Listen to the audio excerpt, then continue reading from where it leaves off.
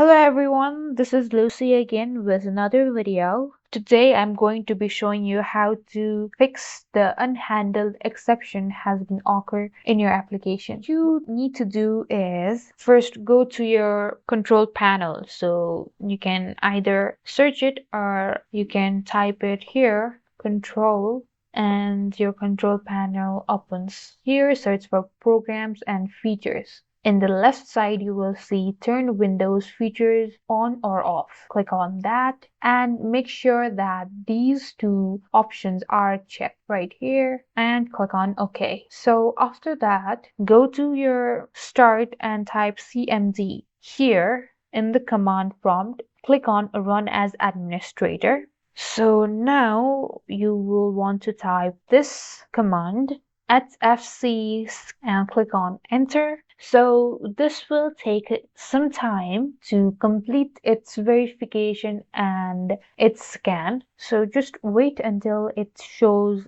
this message. So after the verification and the scan is completed, it will show something like this. Now just close this and restart your computer and check again in the application. Your problem should have been fixed. And that's it for this video. Thank you guys for watching. Like and subscribe for more videos and I'll meet you guys in the next video.